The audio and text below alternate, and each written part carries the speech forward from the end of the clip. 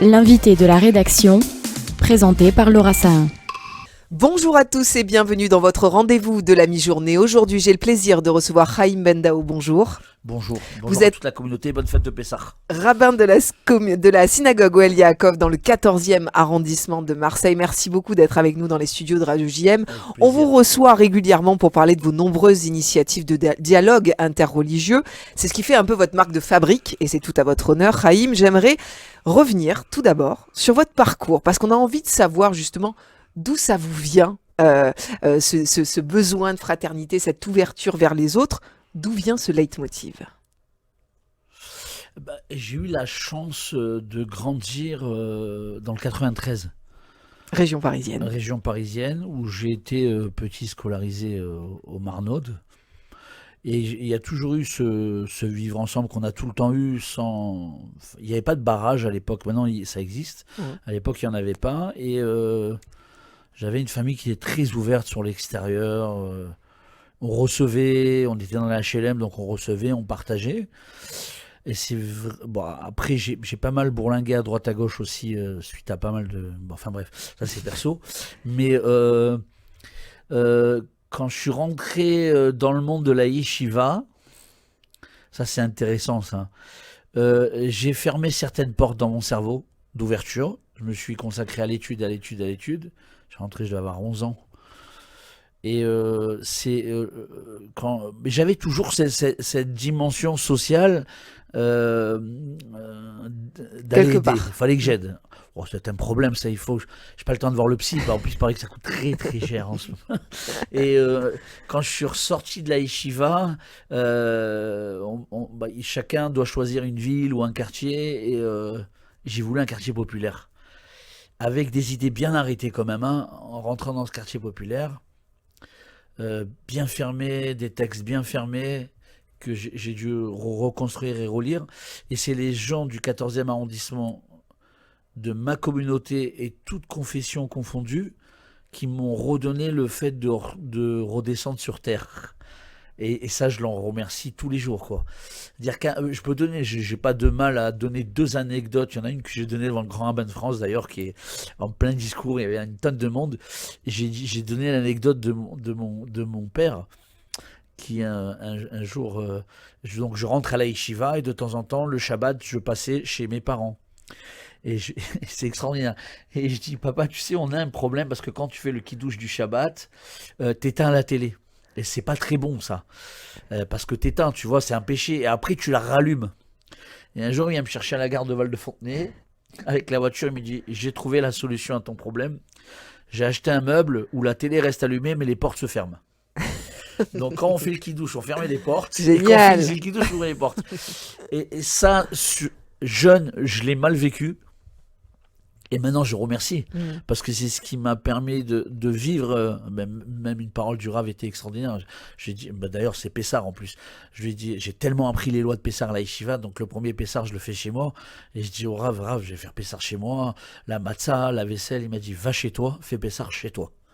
Voilà, ça c'est heureusement que je tombais sur toutes ces formes d'intelligence qui ont fait à un moment que j'arrive à reposer sur terre, voilà. Et la deuxième anecdote, je l'ai oubliée parce qu'en ce moment, j'ai l'âge où il y a des choses qui s'évacuent. Bon, peut-être ça reviendra d'ici la fin de l'interview. Alors, il y a beaucoup de Marseillais et de Marseillaises qui pensent qu'agir comme vous le faites est une cause perdue. Oui. Que depuis le 7 octobre et la guerre qui a suivi, le dialogue interreligieux est difficilement acceptable. Qu'est-ce que vous avez envie de répondre à ces gens ? C'est vrai que j'ai été interpellé par une personne en me disant, mais à quoi ça sert ce que tu fais ? Ça m'a fait mal, ça m'a fait très mal. Et alors il faut savoir que les relations intercommunautaires, ils ont toujours existé dans ma tête et dans le 14e bien avant le 7 octobre. Ça fait 30 ans que je suis dans le 14e et de nature, par exemple, on a des voisins qui viennent habiter à côté de chez nous. De nature, je suis parti dans le pas du Shabbat. Première rencontre. J'ai pas ce fait de vivre comme ça fermé. C'est bien ou pas bien, je sais pas. C'est vrai que d'un côté, on préfère préserver, donc on veut pas fréquenter. Moi, je sais pas être dans la fermeture. Mais quoi vous dire ? Depuis le 7 octobre, il y a ce qu'on appelle, je suis en train de lire un livre de, je peux faire de la pub, ouais. Oui, c'est Oui. pas de la pub, c'est partager vos connaissances. Ouais. Ça, c'est très féminin. Ça. Je suis en train de lire le livre de Yuval Harari, De l'âge de pierre à l'IA, où il dit qu'il y a une différence énorme entre la vérité et la réalité. Tu as la vérité des médias qui passent comme ça, puis tu as la réalité de terrain qui est complètement différente. Et je propose vraiment à des gens de venir avec moi dans le 14e et de discuter. Et vous serez étonnés de savoir que le monde, entre guillemets, j'appelle ça le monde d'en bas, le monde des gens qu'on côtoie tous les jours. J'ai combien de musulmans qui m'ont appelé entre les fêtes, parce qu'ils m'ont pas eu au téléphone samedi, dimanche, lundi, ils m'ont dit comment ça va, t'es où, t'es passé où. Et alors, est-ce que le problème, est-ce que c'est sincère ou pas? Moi, j'étudie dans tous les cas, je vois une certaine sincérité de la part de ces gens-là. Après, on a des vrais débats sur certaines choses.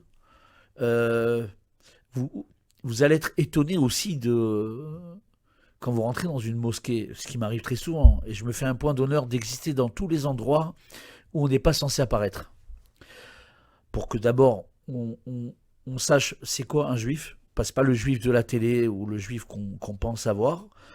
Et mais quasiment toutes les mosquées du 14e et 15e où j'ai été, le 7 octobre, il a été totalement condamné par tout le monde, que ce soit par les imams ou par les fidèles. J'étais présent des fois dans des mosquées, des fois j'y étais pas, donc le discours n'était pas fait pour moi. Dont l'imam de la mosquée des Bleuets, qui le 13 octobre, j'étais pas à la mosquée. Il a dénoncé le 7 octobre. D'ailleurs, le retour après, c'est qu'il y a des gens qui n'ont pas voulu rester dans sa mosquée. Moi, je m'en vais, donc ils ont le droit. Et pour souvent parler avec eux, personne ne valide les prises d'otages du Hamas. Personne ne valide le fonctionnement du Hamas. Voilà. À un moment, je veux dire, les gens qui habitent dans les quartiers que je fréquente, et je parle de ce que je connais, de ce que je fréquente, il y a aucun... D'ailleurs, quelqu'un qui va valider le Hamas, pour moi, c'est quelqu'un de dangereux.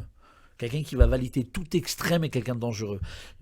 Et on va dire, dans le 14e, dans la généralité des cas, à part des petits énervés qui n'ont pas toute la conscience et toute la lecture qu'il faut, j'ai pas des gens posés qui me disent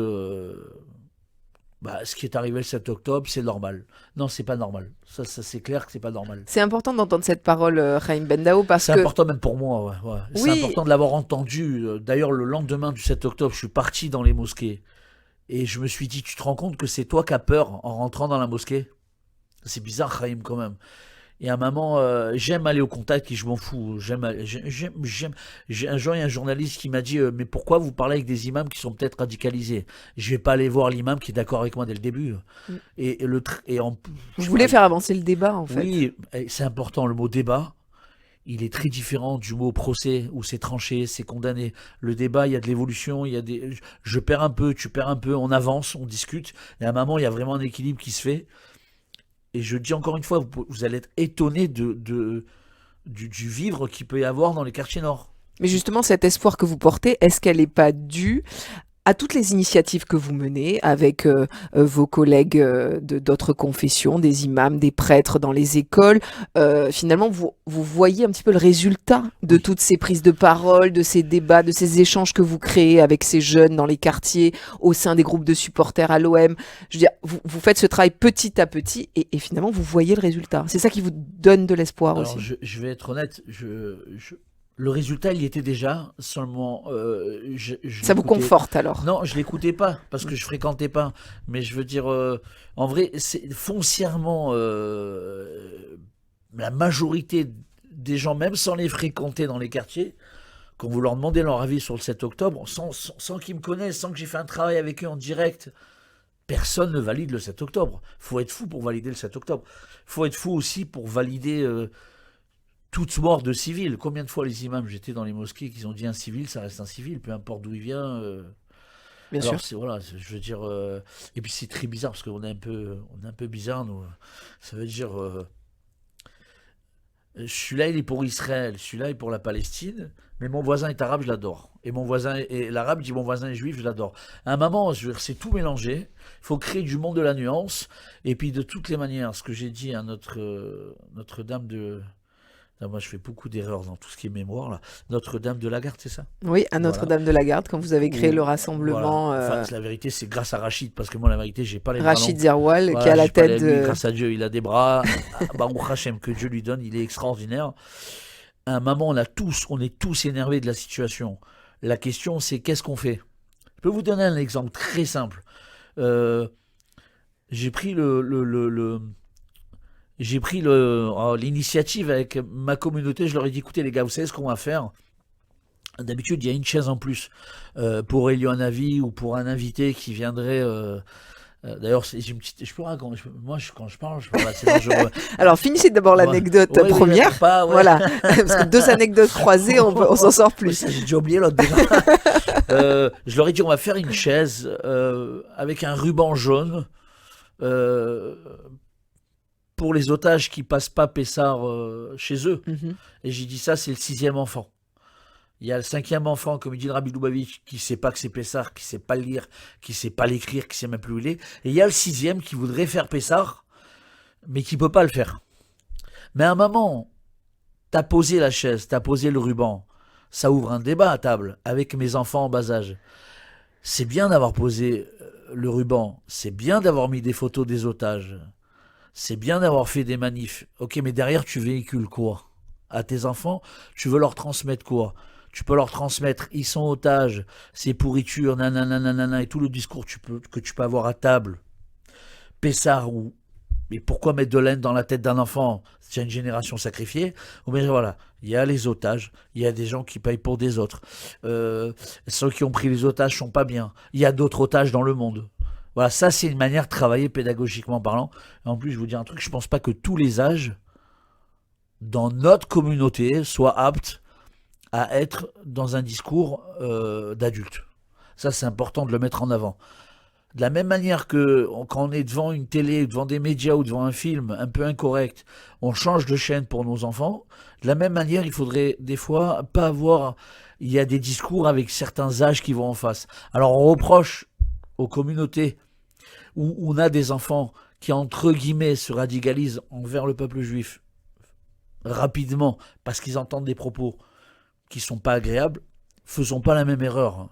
Que nos enfants fassent pas l'amalgame entre le Hamas, les Arabes. Enfin, il y a tout un travail à faire. Évidemment, une grosse pédagogie. Et vous faites aussi ce travail-là à votre niveau en lançant ces débats auprès des jeunes dans les écoles, ne pas forcément importer le conflit, rappeler que la fraternité existe en France, à Marseille particulièrement, avec une grosse communauté juive, une grosse communauté musulmane, que les catholiques aussi ont un rôle à jouer aussi dans la cité phocéenne. J'irais même exporter la paix.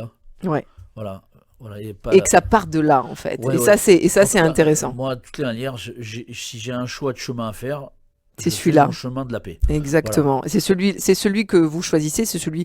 On a à cœur nous de vous suivre sur Radio JM dans toutes vos initiatives. Vous êtes de toute évidence un rabbin atypique. Vous avez fait l'objet d'ailleurs d'un portrait chez nos confrères de 13-15 sur France 2.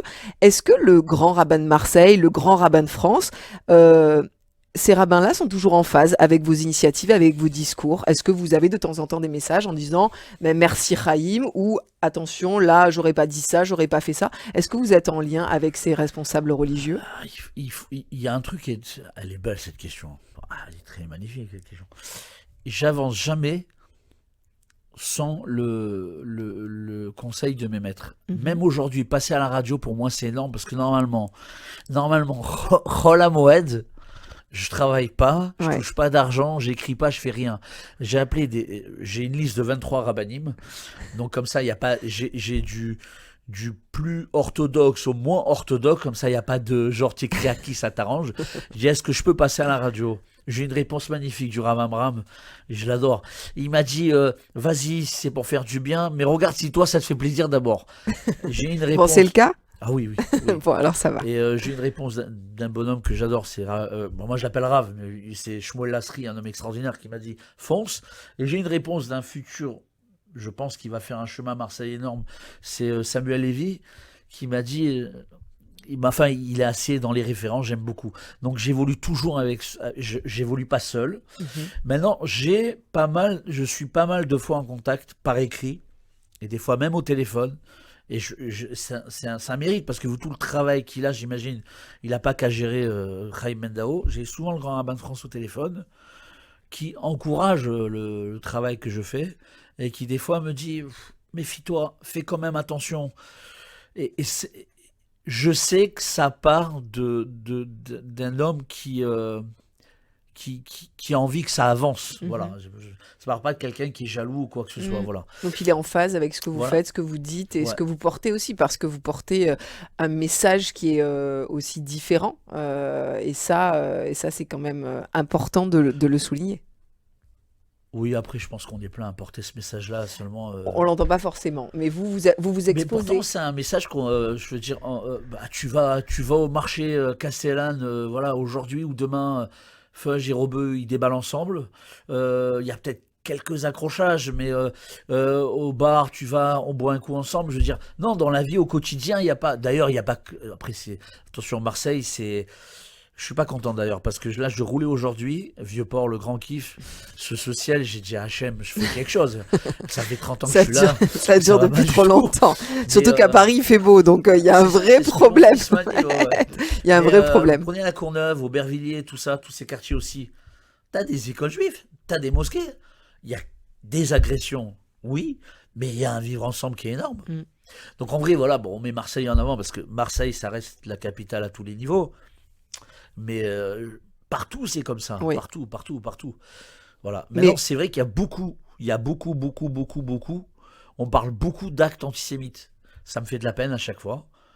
Il y en a encore eu ce week-end, effectivement, jeune à Villeurbanne. Ouais, j'ai quelqu'un qui m'a parlé de ça à la synagogue. Ça me fait mal. Mais comme j'ai dit sur France 2 quand je suis passé, on mélange pas tout.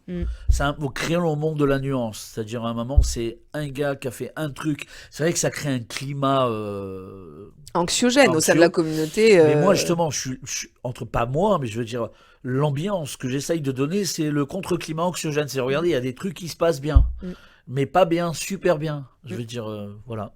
Alors, on va revenir sur une polémique, si on peut l'appeler ainsi. Vous avez témoigné dans le cadre du procès de l'imam des Bleuets, que vous connaissez bien, pour prendre sa défense dans le cadre de sa mise en cause pour apologie du terrorisme suite à des déclarations postées sur les réseaux sociaux après le 7 octobre. Il est important d'entendre ce que vous avez porté comme message, Khaïm, à la barre il y a quelques jours. Alors là, c'est marrant parce que je devais partir un jour avant en Israël. Mais c'est fou, voilà. J'avais l'excuse du siècle. J'avais l'excuse, j'aime être un homme dans tout ce que je fais. Même si j'ai tort ou j'ai raison, je m'en fous. Je devais partir en Israël, j'avais un rêve. Voilà, j'ai un type extraordinaire qui est là-bas en Israël, chaque fois il me chauffe. J'ai dit, il faut que j'aille voir le Hanouka en Israël. C'est une figure montante dans le monde du rabbinage. Je suis les cours. Un homme qui est plein de sciences religieuses et en plus d'une ouverture d'esprit et de l'amour du prochain. Des fois, la compatibilité entre les deux, elle est compliquée. Et j'ai dit, il faut que j'y aille. Donc je l'appelle et tout. Je lui dis, Jérémy, je vais venir en Israël, je viens dormir chez moi à la yeshiva. Et j'ai demandé l'accord à ma femme parce que sinon je bouge pas, moi. Hein. Et Ismaël, il m'appelle, il me dit, Khaïm, est-ce que tu te sens de témoigner à mon procès? Donc Ismaël, l'imam des Bleus. Ismaël, l'imam des Bleus, c'est mon pote. L'imam des Bleus. J'ai dit, Khaïm, écoute, t'as pas pris le billet, n'y va pas, va au procès. J'étais avec beaucoup d'appréhension, pas communautaire. J'étais avec beaucoup d'appréhension, comment je vais être là-bas, qu'est-ce que je vais dire, qu'est-ce que je vais faire. J'ai un fils, grâce à Dieu, qui est avocat. Donc il m'a dit, écoute papa, les faits, te rentre pas dans, parce que fais pas le tunisien, égyptien, sentiment, tout ça, macro de boulot sur le truc, ça marche pas. Faut aller droit au but. Ouais. Alors d'abord, je suis arrivé là-bas, il y a eu un accueil, alors, ce qu'il y a de bien chez Ismaël, c'est qu'il n'a pas dit à tout le monde, le rabbin doit venir témoigner. C'est-à-dire que si je ne serais pas venu, ça serait resté interne entre lui et moi, mon refus, il serait resté interne. Et ça je l'ai remarqué, c'est très fort. Voilà. Il m'a demandé ça comme un pote, j'ai pas pu lui répondre, il me l'a laissé en vocal sur WhatsApp. J'aurais pu C'est-à-dire, quand tu veux que quelqu'un fait quelque chose, tu l'appelles, tu lèves le téléphone, tu le saoules. Je lui ai répondu oui en WhatsApp. Jusqu'à 1 heure avant, il ne savait pas si je venais. Il m'a pas rappelé ni la veille, ni le lendemain. Voilà. Je suis arrivé. Il m'a vu. Il était super content. Sa famille était content. Les gens de la mosquée étaient contents. Tous les gens qui étaient là, par contre, n'ont pas compris. Mais qu'est-ce que tu fous là? Mais je suis venu témoigner pour Ismaël, d'accord. J'arrive à la barre. Oh, c'est vrai, je suis désolé. Hein. J'arrive à la barre, donc je témoigne. C'est angoissant, hein. C'est la première fois de ma vie que je faisais un témoignage. Par contre, j'ai fait, pas une erreur, j'ai appelé personne la veille. À part ma femme et mes enfants, j'ai dit à personne que j'allais témoigner. J'ai voulu prendre les conseils de personne. C'est une erreur, je la garde pour moi, c'est pas grave. D'habitude, j'appelle tout le monde, là, j'appelais personne. Je suis arrivé à la barre. Alors moi, il faut quand même savoir que j'ai un enfant qui s'appelle Golan, j'ai un enfant qui s'appelle Israël, en premier prénom, hein, et j'ai un enfant qui s'appelle Shalom. Alors plus sioniste que moi, il n'y a pas à Marseille. Voilà. Déjà, on va reposer le débat. Il y a des gens qui mettent les prénoms des enfants en deuxième, voilà. Et je me rappelle d'ailleurs, mon fils Israël, quand il était petit, il me disait, papa, Israël, c'est pas lourd à porter quand même. Je lui dis, non, pas du tout. Je lui dis, au contraire, on va installer ce genre de prénom. Comme il y a du Rachid, il y a du Karim dans la société française, on s'y est habitué, il y aura du Israël, du Shalom et du Golan. Je ne vous parlerai pas de ce truc magnifique quand on voit Golan qui joue au foot à la cité SNCF dans le club et que le mec qui s'appelle Karim ou je sais pas quoi, qui lui dit Golan, tu me passes le ballon. Voilà, pour moi c'est une réussite ça. Voilà. Après je rentre pas dans la politique Golan, pas Golan. Je les ai appelés comme ça, je voulais qu'ils aient des prénoms forts. Donc ça je l'ai dit. J'ai dit que toute personne qui condamnait pas le 7 octobre, je lui parlais pas. Voilà. J'ai dit qu'aujourd'hui, il y a une réalité de terrain avec cet imam. C'est que ça fait 15 ans qu'on bosse ensemble et qu'on fait un travail de fou pour calmer énormément de choses. Cet imam, ça a été un des seuls, par exemple, que j'ai lu, qui a dénoncé de suite les manifestations qui ont été faites à Paris quand on disait « abat les juifs ». C'est un imam qui a dénoncé l'agression du rabbin à Orléans. Et c'est quelqu'un qui tout le temps dénonce ce genre de choses. Et il est intéressant aussi, je le dis à toute la communauté musulmane, défendez la Palestine, défendez les Ouïghours, défendez la Birmanie, de la même énergie, tous. Voilà. Ça, c'est important. Ça aussi, j'arrive à le dire, ça. À un moment, c'est pas le seul truc sur lequel on doit se polariser. Ça doit pas être Israël, truc. On sait très bien qu'il y a des gens à travers ça qui ont trouvé leur ressources d'énergie, d'énervement et de haine. Voilà, ça aussi, je suis conscient. Mais à un moment, ce que j'ai dit à la barre, c'est 15 ans de boulot, 2 tweets, un qui est retweeté et un qui est assumé. Qu'est-ce que vous voulez que je fasse avec ça, moi? Vous voulez quoi? Vous voulez que je condamne? Donc j'ai préféré témoigner pour. Voilà. L'histoire, elle s'arrête là pour moi, elle est claire et nette. Donc vous avez voulu mettre en avant le travail que vous avez mené c'est un vrai travail, avec Ismaël pendant 15 ans. Vous savez, il y a des moments où, après, moi, il ne faut pas me rentrer dans les cinémas, c'est la taquilla, il fait exprès, il se sert de toi comme garde-fou. Il faut arrêter ce genre de cinéma parce que il faut connaître les gens avant de les juger. C'est un type, quand il veut dire blanc, il dit blanc. Quand il veut dire noir, il dit noir.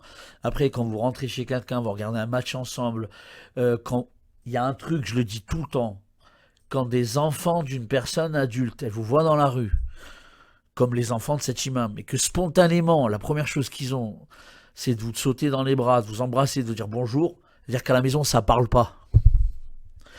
Combien de fois, moi, j'ai grillé ma mère?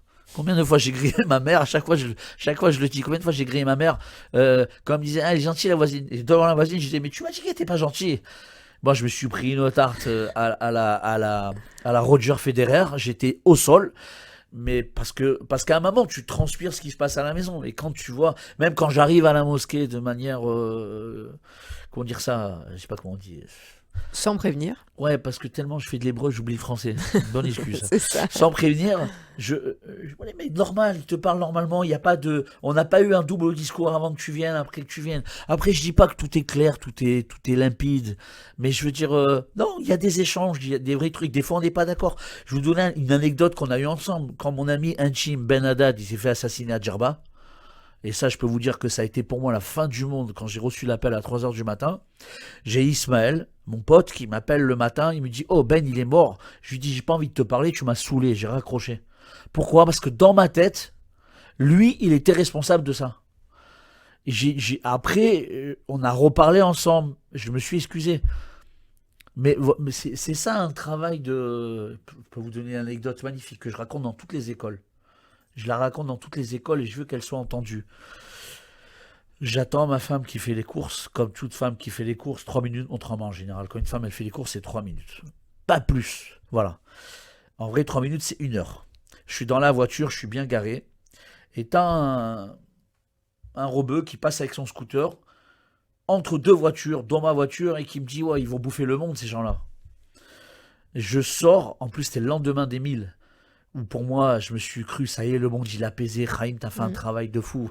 Alors que, regardez le cerveau de l'être humain, comment il est. Je suis sorti, mais je l'aurais bouffé. Je me suis excité avec lui comme un dingue et tout. Je prends ma voiture, quand ma femme a fini les courses, je roule, et j'ai pas honte de le dire. Je vois une femme voler. Et je me dis, je la laisse pas passer. Et je me regarde dans mon petit cerveau, je me dis, mais tu es complètement con en vrai. C'est-à-dire, le mec là-bas, c'est le mec. La femme volée, c'est la femme volée. Tu es dans 2 quartiers différents. Qu'est-ce que tu fais l'amalgame ? Je me suis dit, c'est ce qui peut arriver dans la tête de chacun quand il sort d'une vidéo ou quoi que ce soit. Il se dit, bon, allez, je mélange tout, ça va plus vite. Ça a été un travail monstre pour freiner, pour la laisser passer. Ça a été un travail énorme de mon cerveau. C'est-à-dire que je me suis fait violence, mais à un moment... Mais vous l'avez laissé passer. Ouais, je suis fier de moi. Mais à un moment, je peux comprendre que j'ai 52 ans. J'arrive encore à gamberger comme ça. Imagine-toi un minot de 19 ans qui sort de vidéos un peu, je sais pas comment, sur Twitter, tous ces trucs, TikTok, et qui voit un fudge et qui a juste envie de faire l'amalgame. Ouais. Alors, je dis, moi, c'est facile de faire l'amalgame. Ouais, il faut créer du débat. Et chaque personne, elle est bourrée de nuances. Il faut faire attention, voilà. Alors, on va bientôt finir cette interview. On a besoin de parler peut-être des prochaines initiatives que vous allez porter prochainement. Racontez-nous. Alors, j'ai une initiative et je tiens à remercier le consistoire de Marseille qui m'a attribué une subvention. Je vais créer une yeshiva. Que je m'occupe pas que du travail. Hein. Parce que les gens ils aiment bien me mettre dans la case. Ouais, lui il comprend rien, c'est pas étudié, s'occupe du travail intercommunal. Tous les matins, moi j'étudie. Non, c'est important. Tous les matins, j'étudie au collège qu'a fait Monsieur Alphon avec le Rav Danacha. Et c'est des cours sur lesquels ça débat. C'est des vrais cours d'Halakha où j'étudie beaucoup. Donc j'ai aussi cette forme d'étude. J'ai fait la yeshiva, j'ai aussi mes diplômes comme tout le monde. Je suis pas le baroudeur des rues marginales. C'est important ça. Hein.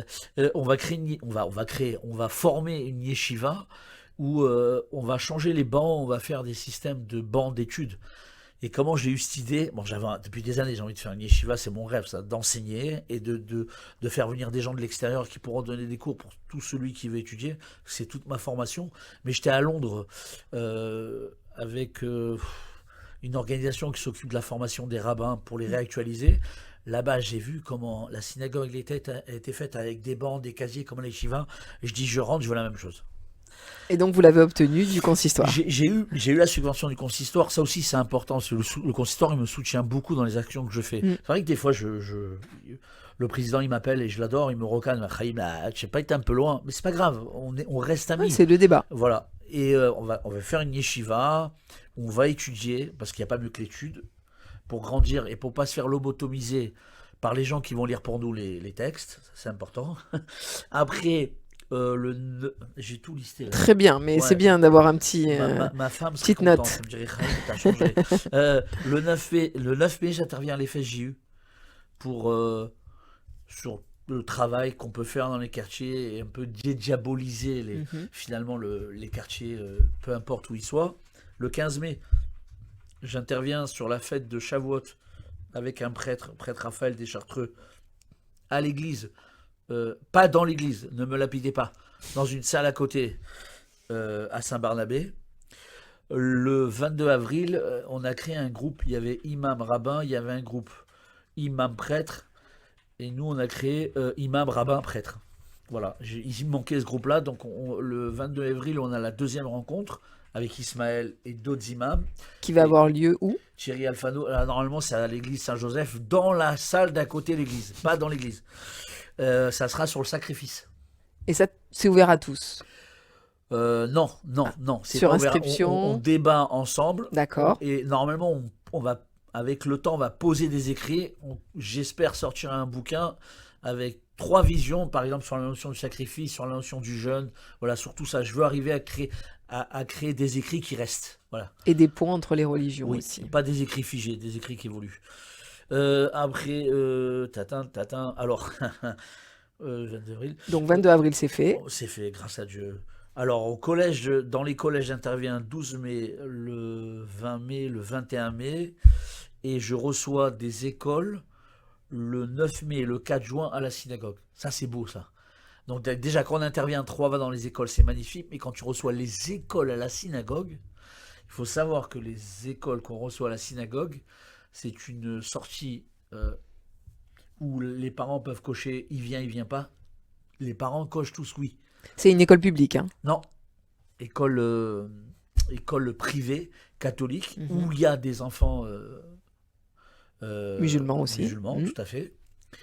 Et les parents ne cochent pas non. Et d'ailleurs, c'est marrant parce que dans les accompagnateurs, il y a beaucoup de femmes qui viennent, des femmes voilées, des hommes religieux, qui repartent. Waouh, ah d'accord. Et ça me C'est fait ça. toujours de la peine d'entendre une femme ou un homme. Chez les musulmans, même chez les chrétiens, je me rappelle quand il y a une rencontre méditerranéenne, j'avais été choisi comme la synagogue pour recevoir les rencontres méditerranéennes. J'avais des chrétiens qui n'étaient jamais rentrés dans une synagogue. Et j'ai des musulmans qui ne sont jamais rentrés dans une synagogue par appréhension. Et finalement, ils sont super étonnés, quoi. L'accueil est sympa, tout est bien. Et puis quand ils voient les rouleaux de la Torah, ça fait... voilà. Ça fait son petit effet. Ouais. Mais en tout cas, un gros programme pour vous, Chaim, jusqu'à fin mai, même jusqu'à juin. Une dernière chose peut-être pour Pessar, pour nos auditeurs. Une dernière chose. Hein. On est en train de monter un projet avec un ami à moi qui est psychiatre. Mhm. Attention, il ne me suit pas. Il m'a dit je ne pourrais pas, ça va trop loin chez toi, c'est trop compliqué. Marcel Alchech. On va travailler, prêtre, imam, rabbin avec lui sur les addictions. Voilà. Super. Donc là, gros projet aussi. Voilà. Après, je souhaite une très bonne fête de Pessah à toute la communauté et j'espère la libération de tous les otages et la paix. La fin de la guerre. Ouais, la fin de la guerre. Voilà, la fin de la guerre. Bravo. Ça, c'est bien. Voilà. Merci beaucoup, Chaim Bendao, rabbin de la synagogue Ohel Yaakov, d'être venu nous accorder tout ce temps aujourd'hui. Merci pour ces messages d'espoir qui font du bien en ces temps difficiles. Pour voir ou revoir cette interview, n'hésitez pas à aller sur notre site internet radiojm.fr, nos réseaux sociaux, Facebook, Instagram, X et notre application Radio JM. Très belle journée à tous.